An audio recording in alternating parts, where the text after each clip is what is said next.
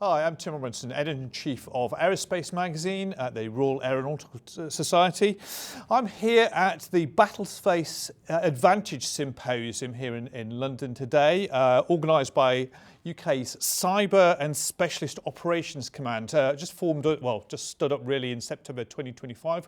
And we've had a fascinating day looking at battlespace integration, but multi-domain operations and integration of all the different domains, all the different services. Really fascinating day. We've got now an after-action report, a debrief if you like, and I'm joined here with Mark Maddick from MAS. Good evening. And also Allan Charles from Ericsson. Good to be here. So brilliant! Thanks for joining us, joining me here, guys. What did you make of the day? Well, I thought it was fantastic. I thought it was a great success. Just the fact that we have everybody in the room talking about the challenges brought around by Battlespace Advantage and the modern complex world of multi-domain operations. I think one of the things that I was struck by was one of the earlier presentations where we compared and contrasted two pictures, one of the First World War and the trenches and one Ukraine now. Sort of it brought to me that whilst the technology's changed, the complexity of the battlefield has changed, the problem that we are trying to wrestle with here today is how do we use all of that technology, understand all of that technology to bring that sort of manoeuvrist approach back to multi-domain operations. So we're not stuck in a stalemate as in Ukraine. Very much so. Allan, what about you? Yeah, I mean, I've been in the multi-domain sort of integration space for 6-7 years now, and this, I would say, is the first conference that I've been to where there was real wide-scale recognition for just how complex this challenge is, and the gaps that we've got to fill and the urgency in which we've got to fill them in. I think, as we were discussing earlier, you know, maybe it's the tipping point now that the technology is there to be able to fulfill some of the vision that's been around for a long time, and it's actually been visible on the battlefield in Iran and in Ukraine that has, you know, really delivered that urgency and that recognition that this is something that we desperately need to get after. So it really could feel a different level of urgency in the room compared to other conferences that I've been to. Okay, and multi-domain operations, perhaps for people watching who aren't familiar with, what are we actually talking about here? It's had different names throughout the, you know, network-centric warfare, revolution in military affairs. How would you guys describe it? Language, how we define it in language was also one of the points that came out today, I thought. And I think you're right, and I think language is clearly something that can add that degree of, I suppose, confusion around it. But it's lifting us beyond thinking, I suppose the traditional thinking was around joint, being air, land and sea or maritime. And the multi-domain is bringing into that space and cyber, and I suppose really the interagency aspects that are the ability to bring the tools of state into the conduct of operations that are beyond just the traditional military levers, even when you include such things as the space domains and the cyber domains. Cyber domains. What about you? How would you define it? Yeah, for me, it's more about the real-time situational awareness amongst all of the allies that are involved in the fight. That can be inter-service within the UK, but also across NATO as well. And anyone that we're going into operation with, is that real-time deep integration and sharing of situational awareness right across the board. It's almost like a sort of central nervous system, isn't it, that is connecting these different domains of, you know, the idea of this, you know, this network or a central nervous system. And I thought a really good example today that came out was of how to visualize it was the idea of a little bit of a test that had been done in Norway with a commando, Royal Marines commando in a trench who'd called in an F-35, who then the F-35 provided targeting information to HIMARS that I think had taken out a simulated SAM site, and then the battle damage had come back to the commando in the trench. So I think you're right. I think you can look at this as almost a defence Internet of Things in many ways, can't you? So where you have got the plethora of sensors that are now available on the battlefield. So everybody from in this example, the Marine in the trench or the private soldier in the trench has access to a sensor. That he or she may or may not be aware of the data or the information that sensor is collecting. Even if they were, they may be so far down a chain of command that their ability to get that information to the right person at the right time could be really challenged. But actually, if you've got the right network, the right redundancies, the right AI working over it, it can recognise that important piece of information, get it processed in such a way that it then goes to the decision maker and then is passed to the right weapon system that is up in the air with the right sensor to deal with that task without having to go through, I think one of our speakers spoke, the challenge of the traditional perspective of the air tasking order being a 72-hour cycle. Well, in reality, the weapon is up there, or the weapon is up there or out there. It may not be a plane, it may be a ground-based system. I think we've got some idea of the importance of it now is that we've got the Integrated Warfare Centre, which is now on the same level as the Air and Space Warfare Centre, Land Warfare Centre, Maritime Warfare Centre as one of the key, one of these four building blocks. So, talking about domains, obviously, we're talking about 5 domains: air, sea, land, space, cyber. Is industry the 6th domain? What do you think of that? That was mentioned. It came up at one point today. Yeah, I mean, I'm not sure I'm in the same bandwagon of defining it as a domain myself, but clearly it's an absolutely critical and fundamental enabler for sustained warfare and that sort of capability advantage that we need to win the fight. I think that there's a lot of discussion about integrating and being more partner orientated between industry and the MOD, which again is not an uncommon theme that's happened for a very long time.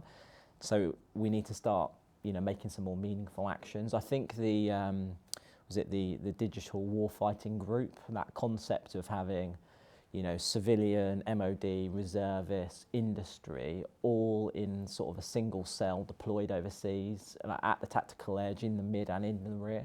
That kind of concept of working hand in glove seems like some real action as opposed to just nice words. Yeah.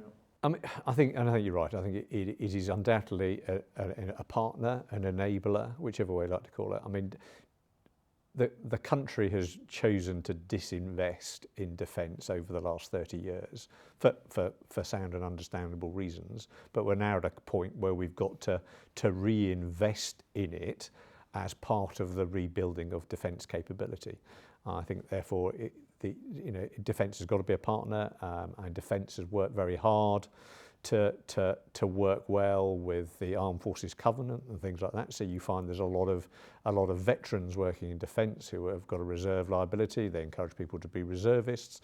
Well, if you end up transitioning to war and mobilising, how do you manage where's the best place to leave my reservist?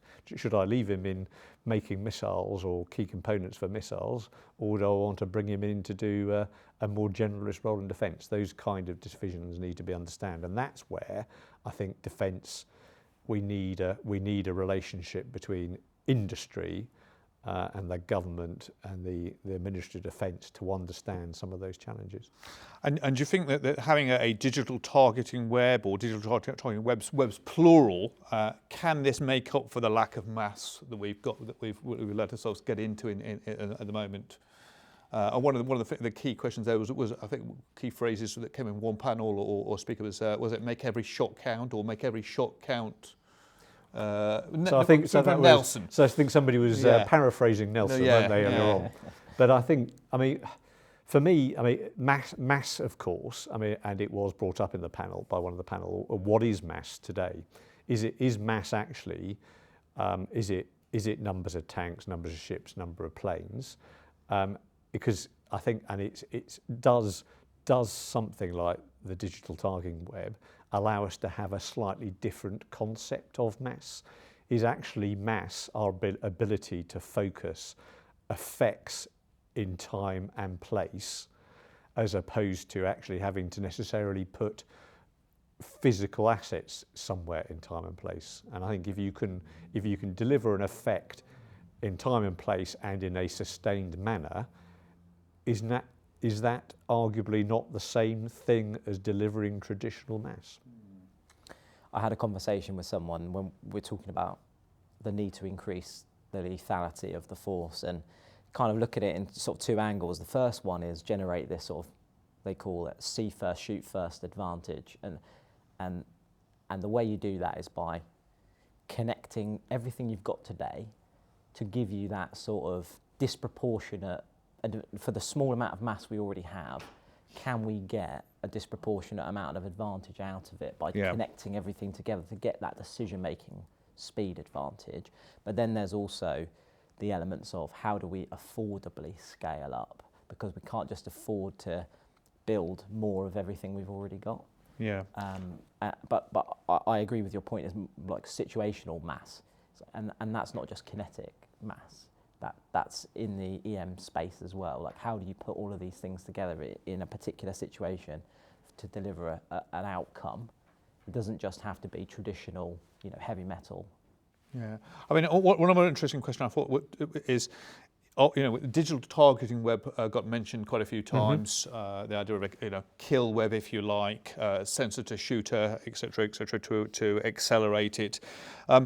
Is it one thing or is it several? And the other interesting aspect of that is getting industry involved in the concerns about the MOD or the military, not just the UK military, but being locked into one vendor, and then having if you buy a certain armored car or aircraft, and we don't we're not going to use that anymore. Fair enough, but then if you're ripping the central nervous system out of something that is so deeply embedded, have you any thoughts on that? Again, there's certain concepts that have been around for a long time. Like modular open system architectures. Everyone talks about it. This disaggregation of software from hardware, so you can spin the software independent of the hardware, and the vendors can be different, and this dream of it all being plug and play and working really nicely together. I think technology got to a point now where that is more achievable than it's ever been before, and there's been real meaningful demonstrations of that happening. And if you look at some more of commercial technologies, use the basic iPhone example, right? You can put any third-party application on your iPhone. You don't have to go, we don't have to go back to Apple and try and do some system integration when we want to download a new app. Commercial companies have solved this sort of multi-vendor, seamless in ecosystem problem before. Yeah. So there's definitely more to learn from commercial innovation, I think. It is, and I think the commercial world of digital management has solved a lot of these problems, and I think it's about defence learning from that. I think the secure by design from the outset approach will certainly enable that and make it easier. And I think, as you say, I think the digital targeting web, if you just saw the web as a platform, and as long as the architecture was sufficiently open to the people who made the applications or the technologies that needed to link into that, you solve that problem. I think using the interoperability as opposed to the integration word, I think the ability to be increasingly interoperable in the data world should be an enabler, not a brake on this. And we obviously talked about the example of F-35 test up in Norway, little kind of a trial of the digital targeting web. Do you think we're doing enough in training, in exercise, in simulation? Did that come out of there's a couple of things there that people were sort of saying, well, perhaps we need to be doing a lot more in that sense. I think, training and simulation, I think, is certainly the way that you ensure that you you maintain your capability in times of conflict, and you build up. And I think it is not only a great way of ensuring that the people who need to understand and manage the complexity brought about by the spread of technology and the volume of data that comes with it can understand it and deal with it, but it's also a great platform for experimentation. I think the difference now between using simulation to train and simulation to experiment is that divide from a technical perspective is in reality gone, and I think you can now do both quite successfully, or you can run the simulation that you were using for training and run it through with different variables, because your data is there to see what would happen if you practice different concepts and different technologies. It's almost a digital twin of the battle space then, if you like. Yeah, I was going to say, you know, I think you hear a lot of people talk about train as you fight, and I think that one of the real key things about as we move forward over the next couple of years is keeping up the tempo of replicating a very realistic threat that these exercises are training against, because there's no sense in, you know, training out in Norway against a situation that is going to be, you know, much slower tempo, a much lower threat to what they're going to see in real life. So, and we know the adversary is evolving their capabilities incredibly rapidly right now. So we've got to keep up that training realism and the tempo to match. And we have simulation systems now that allow you to put people in that complex virtual environment. So your commander, you can control the pace and the complexity that he is having to work in that multi-domain operation environment, not just within the military, but wrapping in the complexities of other government departments, the interagency work, and you can turn up and down the volume of information he's having to manage like a rheostat. So they can be trained in it and not necessarily broken or overwhelmed in it. You can replay it. There's all sorts of things I think allow people to increasingly immerse themselves in that kind of complexity, but in a safe space.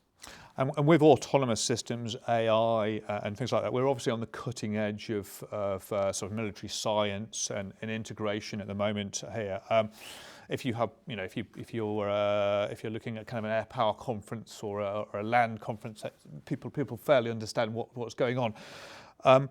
And one of the questions that came out today, I think, was do politicians understand this new multi-domain world we're living in? Do they understand the opportunities? Do they understand the challenges, the drawbacks, etc.? Do politicians, media, the public, do they understand it? What do we think about that? I mean, the overwhelming answer for more educated people than me today was no.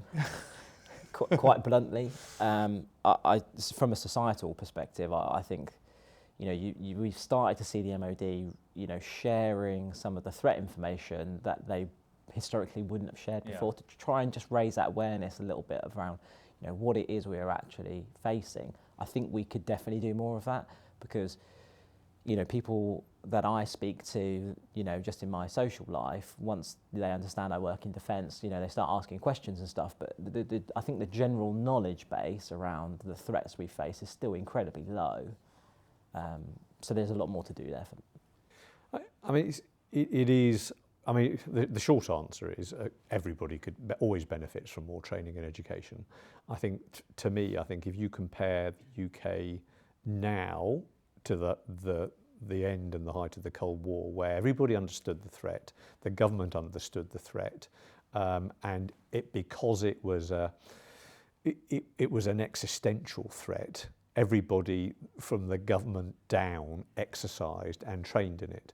And you've only got to go closer to the threat, to the Baltic states or the Scandinavian countries, where that threat is understood and it is broadcast to the population. So if you go into places like Finland and Sweden or the Baltic states, the country has a whole of country defence plan and a whole of country mobilisation plan. And the UK had that in the Cold War. It had it in spades during World War II, where the whole country had to come together to deliver it. That's something that we as a nation need to reinvest in at the same time as reinvesting in the fundamentals of defence capability. And that was another interesting thing that came out today about how Russia is investing in its industry and its technology as well. Over and above what you'd imagine is the normal military mobilisation. One thing that I think wasn't touched on was China. So obviously we're looking here at the NATO, the immediate threat to the east, but China has AI, quantum, space. They've got stealth fighters, go. What do we think about that? For me, the last 10 years have been a world game changer with China. I think if you look at China 10 years ago had a quiet foreign policy, it had a quiet defence policy, it had an industrial policy.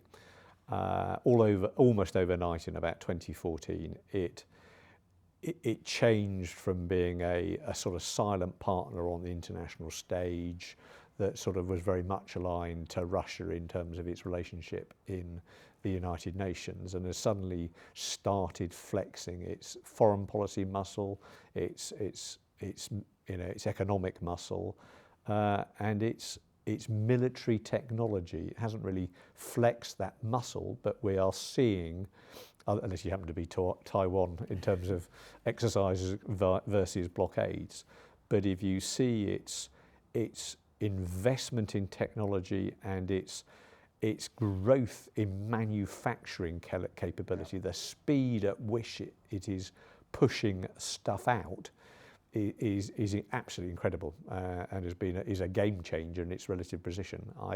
I'm not qualified to make an assessment or an understanding of how capable all of that is. I think I suppose where our experience comes in is and one of the things we've been discussing today, isn't it, is it's more than just having the physical kit. It's the ability to integrate it, isn't it, and join it all up, and that's something that perhaps the West has retains an advantage in. We've got the experience in sewing it all together. So despite the fact that we've been beating ourselves up today about how much there is to do, it is at least the fact that we are beating ourselves up about it shows how much we understand the importance of being able to bring it all together and integrate it. I mean, on our international partners as well, there was an interesting theme as well about the US as a reliable partner, as the first port of call. I mean, if you'd thought about sort of I don't know this sort of thing 20 years ago, your immediate thing would be, we would just link into the US battle web, the kill web, and everybody be happy. Now it seems to be a little bit more. Perhaps we should explore other options and kind of look to Europe more. Would you agree with that? Yeah, I think it's undeniable that the general mood music is realization of overdependence on the US, and whether that is a safe foundation for us to continue leaning on. Sort of overwhelming answer is no. We can't continue to rely on the US. I think I probably agree with some of the points that were made earlier, that hopefully once the administration changes, transatlantic relationship will get a bit better, but we have to build more resilience locally compared to always relying on that relationship. Absolutely, and I think without a doubt we and Europe should build more resilience. We should do more to pull our own weight, and that can only help us and a NATO alliance. I think it is important to divorce politics, political messaging from actually the day-to-day practicalities of what is actually still a very strong transatlantic military relationship. Mm. So we've got obviously it's been a fascinating day, and I mean we've had lots of food for thought. Anyway, where do you both think that you can get the biggest bang for buck at the moment, given the sort of scale of the problem that we're looking at here? There's so many things to sort of consider, from the air littoral to the kill web. ethical questions. If you were to, I don't know, have a magic wand and be able to be in their MOD and I don't know, or the Treasury perhaps, with unlock a budget, where do you think the biggest bang for the buck would be in getting things moving or achieving this vision that's been sort of set out? In my mind, I don't think they can tackle the magnitude of this problem by continuously trying to design bespoke military exquisite equipment. So there has to be a real enterprise level look at commercial technology. Right. And that comes with a change in risk appetite, because commercial technology is not going to be as exquisite as military technology in a lot of cases. So, but it will give affordable mass and it will give speed. And those are two very clear things that are required right now. So I think there needs to be less talk about, oh yeah, we're doing some nice little experiments with commercial tech and you've got this, you know, a few drones here and a bit of Google Cloud there. It's like wholesale adoption of commercial technology, I feel like will help accelerate closure of a lot of these gaps, but it takes a very different risk appetite and a sort of bureaucratic it does, approach and an as understanding that some of that tech may be redundant in 5 years' time. Exactly. But then ammunition went out of date. You know, Yes. so we shouldn't see that as different. I think there is. I think you're absolutely right. I think there is yes, that we like exquisite technology, but quantity has a quality all of its own. And some of the things we're looking at, we've seen the Ukrainians and the Iranians. You can build these things and convert these things from dual use technologies really quickly. I think the other one is aside from that, I don't think there is one single quick fix. There's a short and a medium, and there's probably even a long-term solution. I think short term, I think there's a lot to be done. I think, as you said, go for less exquisite technology in the short term. I think there's a lot to be done in terms of training and experimentation to allow us to do more with what we've got now. Yeah. And then the medium term is about investment, unfortunately. And we are all, we heard it quite a lot today that we're legs crossed waiting for the defence investment plan. And this is it's a strategic decision to be made by the government that it is, and it's about spending money. And once the money is there, those kind of decisions be made. But sadly, there's no quick fix. I mean, in terms of do we need? We're heading in the right direction, but do we need a wake-up call there as well? Because one of the things that came out there in one of the panels where was only way this is going to be unlocked is if there's a catastrophe. That was from an academic. The history of warfare in the British Isles is we suffer a defeat and then we learn from it, and then. So I'm hoping we don't need to get to that stage. It would be very nice to think we didn't have to get a good shoeing to learn from it, and maybe can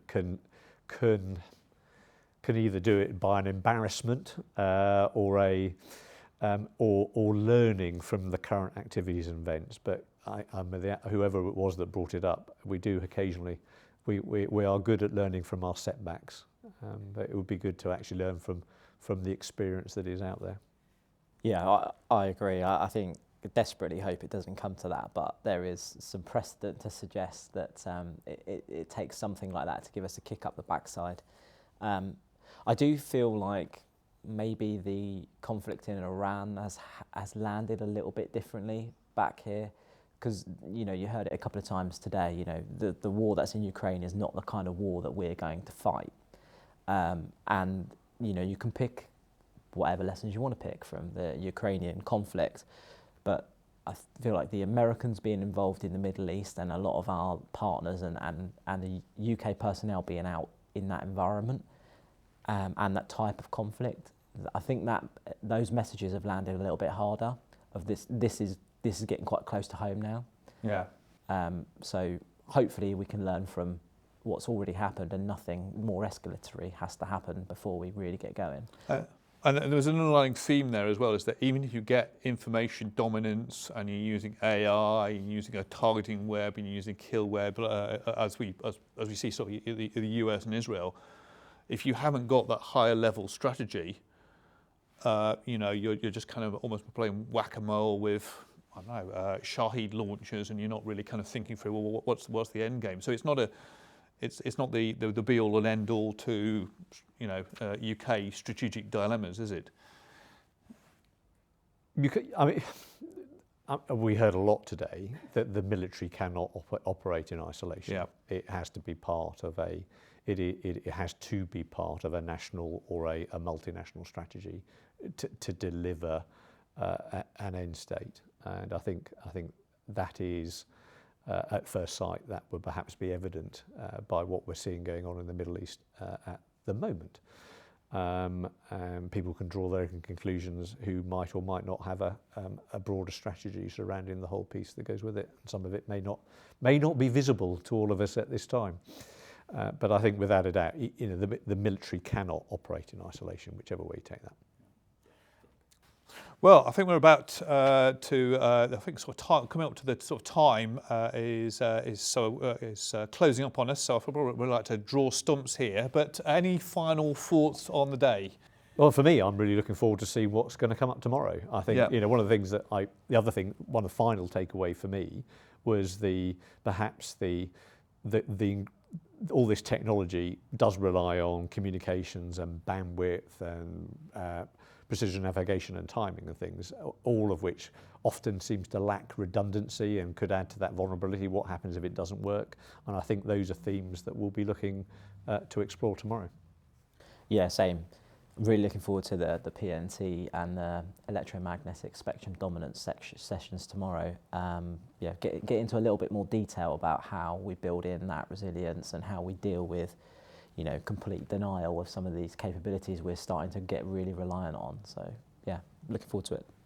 Yeah, well, for me, it's been a fascinating day. It's been really eye-opening, insightful, and my background is not in the air domain myself, but covering the air domain as a journalist, and so it's really interesting to see this central nervous system of how these domains are kind of merging, blurring, and we're on the kind of on the cusp of a new era in kind of warfare, I suppose, really. Anyway, that's enough from me and my guests. Thank you very much for joining me, and see you next time. Thank you very much.